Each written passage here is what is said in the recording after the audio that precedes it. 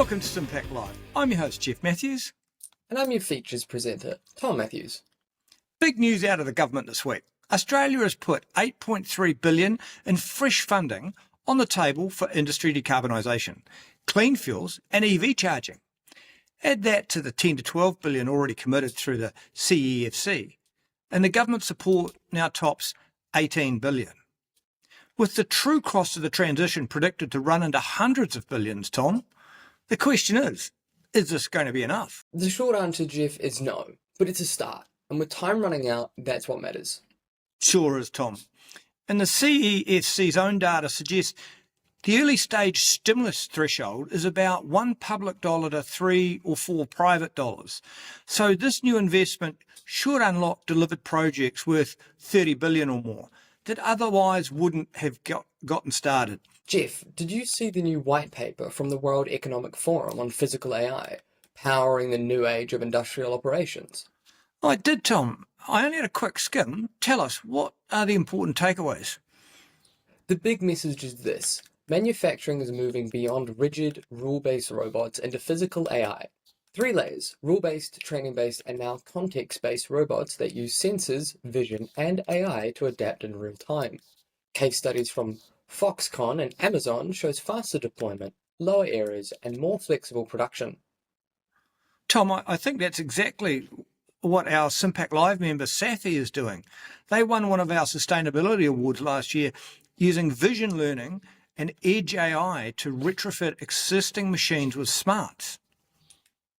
Exactly. SAPHI proves that this isn't theory, it's already happening here in Australia. And it lowers the barrier for companies that can't afford full rebuilds. So where's all this heading? I visited the Tindo factory in Adelaide, and I'm going again next week. Their robotic lines churn out solar panels. But Tom, what's the real difference between those robots and the new AI learning ones? The Tindo robots are rule-based, perfect for repeating one job over and over. The new physical AI robots can see and adapt. They handle variation, unexpected changes, and even work safety alongside people. One is precision repetition, the other is flexible intelligence. Let's briefly look at the changing energy landscape. It's not just fossil fuels that are feeling the heat from the price crash of solar and batteries. It's now putting pressure on other renewable projects too. Projects like pump hydro storage and even wind energy. That's right, Geoff. As reported in Renew Economy this week, a major pumped hydro project in New South Wales has been scrapped because it just couldn't compete on cost. And wind developers are finding that hybrid solar plus battery projects are coming in cheaper and faster to build. While the price curve of solar and batteries is great news, I think we have to be careful here because in the end, I think we're going to need it all. That is, we're still going to need pumped hydro and wind for balance and reliability, as well as to cope with the increased demand that electrification will bring. So while some projects are feeling the squeeze, the biggest story is opportunity.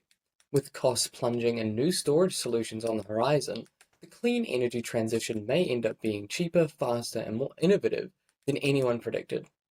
Yes, I don't think we've seen the end of innovation and cost decline in energy storage either, not by a long shot.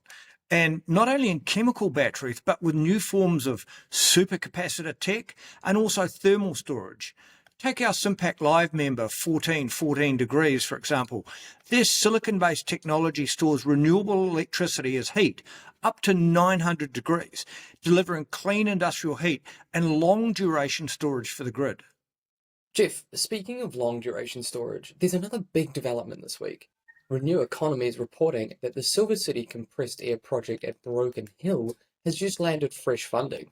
And not from Australia, but from the Canadian government. Yes, it's an interesting twist. This is a 200 megawatt project. It's able to store energy for 8 hours using compressed air in a disused mine.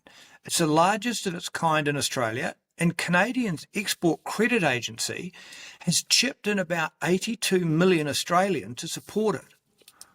The reason? The developer, Hydrostore, is Canadian. Ottawa wants to back its own technology on the global stage, and helping prove it in Australia is part of that. And that's a win-win. Canada gets to de-risk its technology and to show it to the world, and we get another long-duration storage option. It shows that storage itself is becoming a global race, and Australia is one of the proving grounds. Geoff, a new report released this week by Nexa Advisory shows that Australian businesses are barely scratching the surface when it comes to rooftop solar. Right now, only about 1/5 of available industrial and commercial roof space has panels on it. Yes, Tom, it's a huge opportunity for decarbonisation. Historically, there have been issues around businesses not only owning their own roof space, and we've got to get more savvy with modern leases and clear rules around things like building insurance or who owns the system when a tenant leaves. But the great thing about businesses is that they're there during the day, right when all that solar is being generated. So it really is a no-brainer. Nexa's analysis says we could fit another 28 gigawatts of solar on those rooftops. That's more than the entire daytime demand of the national electricity market right now. And for those who are savvy, they'll also install a battery, soak up any excess, and then sell it back to the grid at peak time when they leave at night. Geoff, High's Chocolate has just opened a brand new $120 million factory in Salisbury, Adelaide, their biggest investment in more than a century. Yes, Tom, it's huge. The site covers 18,000 square metres and combines production, warehousing and fulfilment all under one roof. They spent about $30 million on new equipment, nearly doubling their annual output of 2,000 tonnes of chocolate. And it's sustainable too, with over 1,000 rooftop solar panels cutting energy costs, plus kilometres of new tech pipes and storage lines, streamlining production and increasing efficiency. All up, the factory can house 400 staff with 100 new jobs over 5 years. For Adelaide, that's chocolate, clean energy and advanced manufacturing all in one. Bring us back some chocolate next week.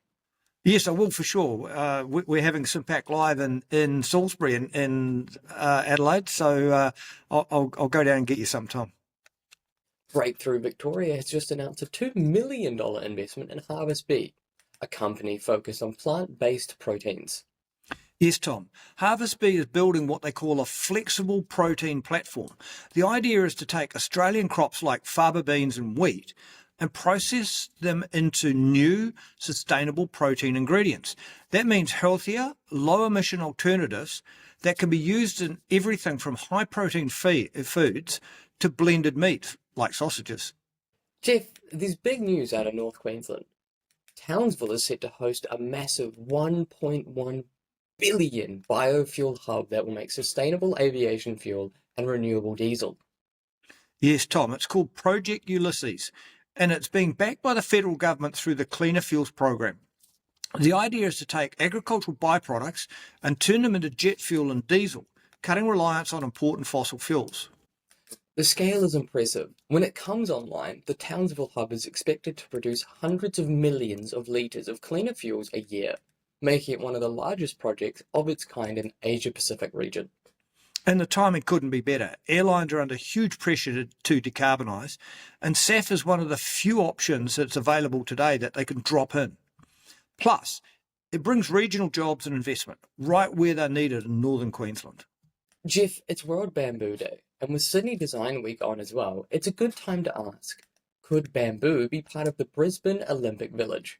Yes, Tom, and architect Jennifer Snyders, the CEO of the House of Bamboo and president of the Bamboo Society of Australia, says it really should be.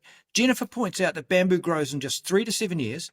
It's light, strong, flexible, and perfect for modular construction. And she's not just talking theory. Through House of Bamboo and the Australian Bamboo Plantations, she's working on establishing bamboo plantations here in Australia so we can build our own supply chain. I see they already produce engineered bamboo products like beams, cladding and flooring that prove the material is both structural and scalable. And Tom, I'm hoping to get Jennifer to speak at SIM-PAC Live New South Wales this November.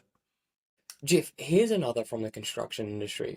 Boral has just claimed an Australian first in concrete manufacturing with a carbon capture trial. Yes, Tom, they've managed to replace half of the natural coarse aggregates in their low-carbon Invisia concrete with recycled aggregates that have been recarbonated using CO2 captured from the Berrima cement works. That's a big step for an industry that usually is considered hard to decarbonise.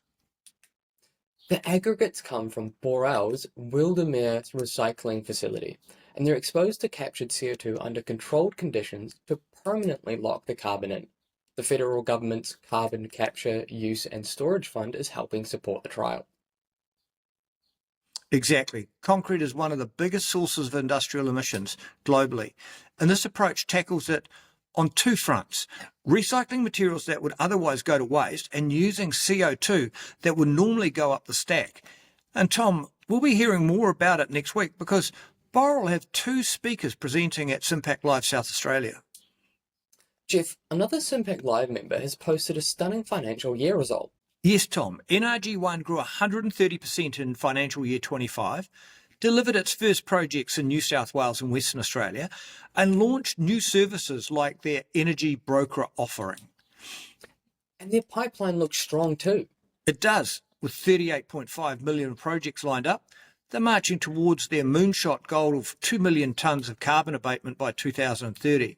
Geoff, another SIM-PAC Live member, Sedgman, has also been in the news as they have been awarded the front-end engineering design contract for Lithium de France's new project in the Rhine Valley.